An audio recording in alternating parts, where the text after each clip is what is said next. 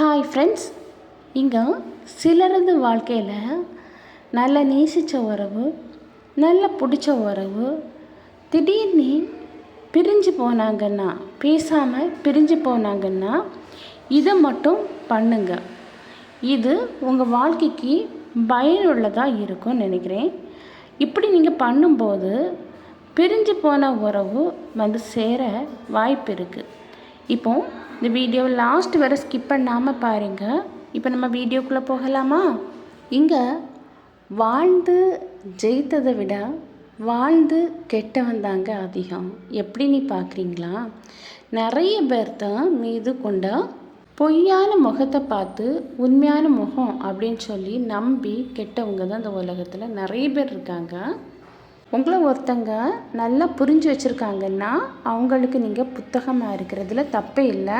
ஆனால் புரியாதவங்களுக்கு நல்ல ஒரு புதிராக இருக்கலாம். அதே போல் ஒருத்தங்க நம்மளை பற்றி கொஞ்சம் வரை யோசிக்காமல் அவங்க பிரிஞ்சு போனாங்கன்னா அவங்களுக்காக கண்ணீர் வடிக்கிறது ஒரு அர்த்தமற்ற செயல் அப்படின்னே சொல்லலாம். ஒரு செயலை நீங்கள் விரும்பி செய்தீங்கன்னா கண்டிப்பாக அந்த செயலில் நீங்கள் வெற்றி அடைவது நிச்சயமானது. சிலவங்களை பார்த்தீங்கன்னா வாழ்க்கையில் எப்படியாவது முன்னேறணும் அப்படின்னு சொல்லி நல்ல பெரிய அளவில் கனவு காண்பாங்க. ஆனால் அவங்களுக்குலாம் என்னென்னா, நீங்கள் பெரிய அளவில் கனவு காண்கிறத விட உங்கள் உழைப்பு அதை விட பெரிதாக இருந்தால் மட்டும்தான் உங்கள் வாழ்க்கையில் நீங்கள் முன்னேற முடியும். இன்னொன்று, உங்களை நல்லா பிடிச்ச உறவு இப்போ உங்களை பிடிக்காமல் பிரிஞ்சு போனாங்கன்னா நீங்கள் கவலையோடு அமர்ந்து உட்கார்ந்துருந்து அதை யோசித்து இருக்கிறதுல எந்த ஒரு பிரயோஜனமே இல்லை. அதை முதல்ல புரிஞ்சுக்கணும். ஒருத்தங்க ஏதாவது ஒரு தவறு செய்துட்டு என்னை மன்னிச்சிருங்க அப்படின்னு சொல்லி உங்ககிட்ட சொன்னால் மன்னிப்பு கொடுத்தீங்கன்னா கண்டிப்பாக அந்த தவறு குறையும். அதே போல் ஒருத்தருக்கு ஒருத்தர் மனம் விட்டு பேசிட்டு இருந்தீங்கன்னா கண்டிப்பாக அங்கே அன்பு அதிகரிக்கும். ஒரு கல் ரொம்ப அடித்து அதை அழகாக சிற்பமாக தீட்டினா தான் அது அழகான சிலை மாதிரி சிற்பமாக மாறுது. அதே போல் தான் வாழ்க்கையில் பல அடிகளை நம்ம பட்டாதான் நம்ம வாழ்க்கை சிற்பம் போல் பல அனுபவங்கள் நமக்கு தந்து வாழ்க்கையில் வெற்றி அடைய முடியும். இன்றைக்கி உங்களை பிடிச்ச உறவு பேசாமல் பிரிஞ்சு போகுதா? பேசாமல் பிரிஞ்சு போன உறவு என்னைக்காவது ஒரு நாள் உங்ககிட்ட வரணுன்னா நீங்கள் அவங்க நினைவுகளை யோசித்து அவங்கள தேடி உட்கார்ந்துருந்து ஐயோ நம்ம இப்படி பண்ணணுமே, இவங்க இப்படி பிரிஞ்சு போனாங்களே அப்படின்னு சொல்லி கவலைப்படாமல் எதுக்காக அவங்க பேசாமல் போனாங்க அந்த ரீசனை முதல்ல நீங்கள் புரிஞ்சுக்கணும். ஏன்னா ஒரு காலத்தில் அவங்களுக்கு நீங்கள் தான் பிரியமாக இருந்திருப்பீங்க, மணிக்கணக்கில் அவங்க பேசியிருப்பாங்க. ஆனால் இன்றைக்கி ஏதோ மன காயங்கள் பட்டு அவங்க வேண்டான்னு சொல்லி ஒதுக்கிக்கிட்டு மௌனமாக அவங்க உங்களை விட்டு பிரிஞ்சு போயிருக்கலாம். அப்படி ஏதாவது மன காயங்கள் இருந்தால் அது எதனால் ஏற்பட்டது அப்படின்னு சொல்லி டைரெக்டாக அவங்ககிட்ட போய் பேசலாம். ஏன்னா மனம் விட்டு பேசும்போது எந்த உறவுனாலும் பிரிஞ்சு போகாது. எதனால் இவங்க பிரிஞ்சு போயிருக்காங்க, நம்ம செயல் எதில் அவங்க மனசை காயப்படுத்தியிருக்கு அப்படின்னு சொல்லி நம்ம புரிஞ்சுக்கணும். முதல்ல மனம் விட்டு பேசணும். மனம் விட்டு பேசும்போது எந்த உறவுக்குனாலும் அன்பங்க அதிகரிக்கும். எவ்வளோதான் மன காயப்பட்டு நீங்கள் பேசினாலும் அவங்க காயப்படுத்தபடியாக நீங்கள் அவங்க வார்த்தைகளால் அவங்கள காயப்படுத்தினாலும் நீங்கள் மனம் விட்டு பேசும்போது அங்கே அன்பு அதிகரிக்க தான் செய்யுமே தவிர குறையவே குறையாது. சிலவங்க முதல்ல பேசும்போது நல்லா ரொம்ப அன்பாக இருந்திருப்பாங்க, திடீர்னு பார்த்தீங்கன்னா மாறி இருப்பாங்க. இதெல்லாம் நம்ம உடனே என்ன பண்ணுவோம், ஐயோ இவன் முந்தி மாதிரி இல்லை மாறிட்டாங்க, ரொம்ப பேசிகிட்டு இருந்தவங்க திடீர்னு பேசாமல் மாறி போயிட்டாங்க அப்படின்னு சொல்லிலாம் ஃபீல் பண்ணுவோம். அப்படி இல்லைங்க, அவங்க மாறுறதுக்கு காரணமே பல வழிகளை அவங்க இதையும் சுமந்ததுனால போதுண்டா, இனி எந்த ஒரு கஷ்டமும் நமக்கு வாழ்க்கையில் வேண்டாம் அப்படிங்கிறதுக்காக அவங்க தன்னைத்தானே தனிமைப்படுத்திட்டு அவங்க நம்ம வாழ்க்கையில் இனி யாருமே வேண்டான்னு சொல்லி தனிமையை நேசிக்க தொடங்குவாங்க. இதே மாதிரி உங்கள் வாழ்க்கையில் யாராவது ஒருத்தங்க இருந்தாங்கன்னா அவங்க மாறிட்டாங்க அப்படின்னு சொல்லி யோசிக்கிறதை விட எதனால் அவங்க இப்படி மாறினாங்க அப்படின்னு சொல்லி நீங்கள் பார்க்கும்போது பல காயங்கள் மனசில் வந்த பிறகு இனி என் மனசில் எந்த ஒரு காயத்தையும் தாங்க சக்தி இல்லை அப்படிங்கிற ஒரு முடிவுக்கு தான் அவங்க அப்படி மாறி தனிமையை நேசிச்சிருப்பாங்க. சிலவங்கள பார்த்தீங்கன்னா மனசில் நல்லா சோர்ந்து போய், அதாவது அன்பாக இருந்த உறவு பிரிஞ்சு போகிறாங்களே, பிடிச்ச உறவு பிரிஞ்சு போகிறாங்களேன்னு சோர்வாக இருக்கிறவங்ககிட்ட போய் ஆறுதல் கூறுறேன் அப்படின்னு சொல்லிட்டு பல குற்றத்தை அவங்க மேலே சுமத்துவாங்க. அவங்களுக்கே ஒரு குற்ற உணர்வை தூண்டும்படியாக அவங்க ஏதாவது பேசுவாங்க.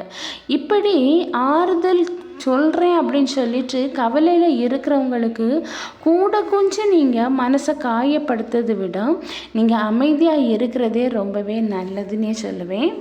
ஒரு மெடிசன் நம்ம உடம்புக்கு முடியலை அப்படின்னா எடுப்போம். அந்த மெடிசனை சாப்பிடும்போது நமக்கு சைடு எஃபெக்ட், பக்க விளைவுன்னு சொல்லுவாங்க. அது இருக்கிறது மாதிரி தான் அதிகளவு அன்பு நம்ம ஒருத்தங்க மேலே வச்சிட்டோன்னு வைங்களேன், கண்டிப்பாக கண்ணீர் சிந்தக்கூடிய நாள் கண்டிப்பாக வரதான் செய்யும். என்றைக்காவது ஒரு நாள் அவங்க நம்ம பேசாமல் நல்ல பிடிச்ச உறவு பிரிஞ்சு போகும்போது கண்டிப்பாக தனிமையில் அழக்கூடிய நாள் வரதான் செய்யும். அதனால அளவு கடந்த அன்பு யாருக்கு மேலேயும் வைக்காதீங்க. வச்சிங்கன்னா லாஸ்ட்டில் தனிமையில் இருந்து அழுவது தான் மிச்சமாக இருக்குமே தவிர அங்கே எந்த ஒரு ஆறுதலும் நமக்கு கிடைக்க போவதா இல்லை. எவ்வளோ தான் நம்ம நிறைய வயசு இருந்தவங்களா இருந்தாலும் நம்ம குணம்தான் ஒருத்தங்கள நல்லவங்களா கெட்டவங்களா அப்படிங்கிறத நிர்ணயிக்கும். அதனால வயசை விட நம்ம குணத்துக்கு முக்கியத்துவம் கொடுக்கணும். இந்த உலகத்தில் நிறைய பேர் என்னென்னா வயது நல்லா முதிர்ச்சியாக, எல்லாத்தையும் நான் சொல்லலை, முதிர்ச்சியாக இருந்தாலும் அவங்க குணநலங்கள் அடுத்தவங்கள காயப்படுத்துகிற நிலைமையில் அவங்க பேசுவாங்க. இப்படி பேசுவது சான்றோருக்கு அழகில்லை, நல்ல அறிவான ஞானிக்கு அழகில்லை, வயது முதிர்ச்சிக்கு அழகில்லை. நம்ம குணங்கள், நம்ம எப்படி ஒருத்தங்க கிட்ட நடக்கிறோங்கிறது தான் நம்ம நல்லவங்களா கெட்டவங்களா அப்படிங்கிறத தீர்மானிக்குது. உங்களுக்கு பிடிச்ச உறவு உங்களை புரிஞ்சுக்காமல் பேசாமல் போகுதுன்னா, உங்கள் மனசு இப்போ ரொம்ப வலியில் இருக்குதுன்னா அதை நினச்சி நீங்கள் கவலைப்படாதீங்க. ஏன்னா இந்த மனசில் இருக்கிற அந்த வலி தான் உங்களை பிற்காலத்தில் ஒரு பெரிய வலிமையான மனிதனாக மாற்றப்போகுது. இது உண்மை. இதை நீங்கள் பாசிட்டிவாக மாற்றணும். நீங்கள் நெகட்டிவாக ஐயோ இவங்க என்ன பிரிஞ்சு போயிட்டாங்களே அப்படின்னு சொல்லி நீங்கள் அழுதுட்டு அவங்க நினைவுகளை நினச்சிட்டே இருந்தீங்கன்னா கண்டிப்பாக நீங்கள் சோர்ந்து போயிடுவீங்க. அதுலேருந்து உங்களால் வெளியே வர முடியவே முடியாது. அவங்க நினைவுகளுக்கு நீங்கள் முக்கியத்துவம் கொடுத்து திருப்பி திருப்பி ஒன்றை நினச்சிட்டே இருக்கும்போது அங்கே உங்களுக்கு கவலை, கண்ணீர் எல்லாம் தான் மிஞ்சும். ஏன்னா அவங்க ஒரு காலகட்டத்தில் உங்கள்கிட்ட ரொம்ப பாசமாக இருந்தவங்க இன்றைக்கி பேசாமல் பிரிஞ்சு போயிருக்காங்க. அப்படின்னா உங்களை பிடிக்காமல் போயிருக்காங்க, இல்லைன்னா உங்கள் மீது போலியான அன்பு வச்சுருக்குறாங்க. உங்கள் தேவைகள் முடிஞ்ச உடனே அவங்க போயிட்டாங்க.